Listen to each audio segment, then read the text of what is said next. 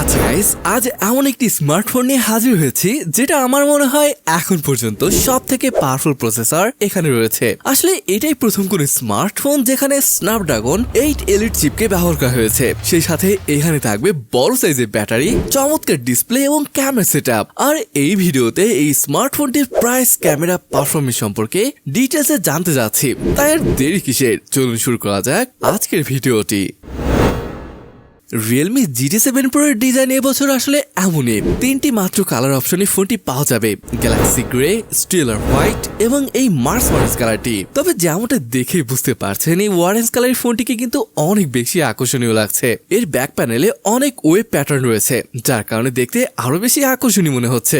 যদি এই huge camera কাট আউটের দিকটা দেখেন, এটা অনেকটাই উঠে আছে বলে মনে হচ্ছে। দেখতে পাচ্ছেন এখানে ট্রিপল ক্যামেরা সেটআপ রয়েছে।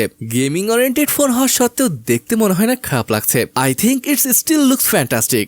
সাইডে যদি তাকান, এই ফ্রেমটিকে ফ্ল্যাট করা হয়েছে, যেখানে ম্যাট ফিনিশ দেওয়া হয়েছে। যাই হোক, ফোনটির বটমে রয়েছে SIM card tray, microphone, type C port, সাথে থাকবে স্পিকার গ্রিল। রাইট সাইডে পাওয়ার অন অফ বাটন এবং ভলিউম রকার। টপ সাইডে দেখতে পাচ্ছেন আই প্লাস্টার রয়েছে, যেটা দেখে ভালোই লাগলো। আর এখানে একটা মাইক্রোফোন। লেফট সাইডে আসলে কিছুই নেই। এভিয়েশন অ্যালুমিনিয়াম ফ্রেম, যার থিকনেস 8.6 মিলিমিটার এবং এটার ওয়েট এসে দাঁড়িয়েছে 222 গ্রামের মতো। বেশ ভারী ফোনই বলতে হচ্ছে। যাই হোক, ওভারঅল আপনার কাছে আসলে এই স্মার্টফোনটির ডিজাইন কেমন লেগেছে সেটা কিন্তু কমেন্ট করে জানাতে ভুলবেন না। অলরাইট, চলুন এবার এই স্মার্টফোনটির ডিসপ্লে নিয়ে কথা বলি। এখানে ব্যবহার করা হয়েছে 6.78 ইঞ্চির 2780x1264 রেজলিউশনের 120 হার্জের রিফ্রেশের যুক্ত কোয়াড কার্ভড AMOLED ডিসপ্লে।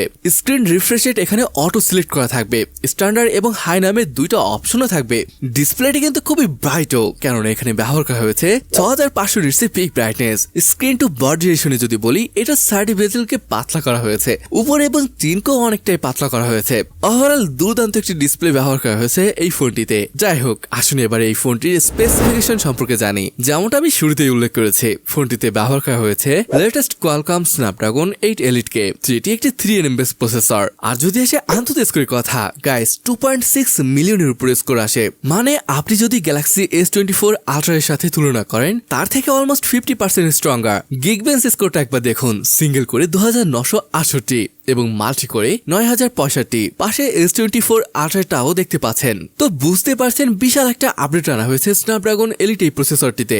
আর যদি আসি গেমিং এর কথা, দেখুন স্ন্যাপড্রাগন 8 Gen 3 দিয়ে কিন্তু যে কোনো গেম খুব স্মুথলি খেলতে পারতেন। বাট যদি আসে স্ন্যাপড্রাগন 8 এলিট এর কথা, দেখতেই পেলেন যে কতটা পাওয়ারফুল এটি। আপনি যে কোনো কিছু, এমনকি হায়ার গ্রাফিক্স গেম, এই যেমন মোবাইল লিজেন্ড, অনার অফ কিন, জেনশিন ইম্প্যাক্টের মতো গেমগুলো দুর্দান্ত খেলতে পারবেন। এছাড়া এখানে আপনি কনসোল লেভেলের গেম প্লে করতে পারবেন। ওভারঅল যদি বলি, এটা সত্যি অসাধারণ একটা ব্যাপার ছিল।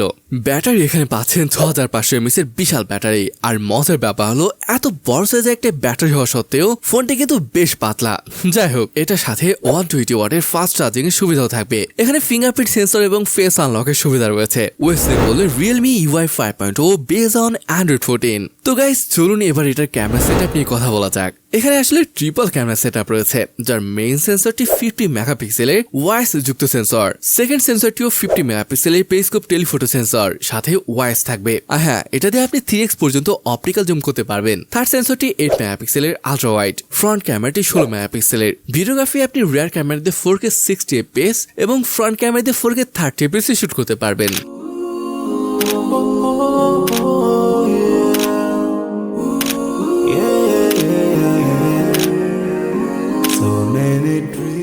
এই স্মার্টফোনটির প্রাইস আসলে কত পড়বে সেটা আসলে শিওর বলতে পারছি না। বাট ওভারঅল ফোনটির পারফরমেন্স, ডিজাইন, ডিসপ্লে আপনার কাছে কেমন লেগেছে সেটা কমেন্ট করে জানাতে ভুলবেন না। তাহলে আজকের ভিডিওটি এখানেই শেষ করছি। দেখা হবে পরে কোনো অসম ভিডিওতে।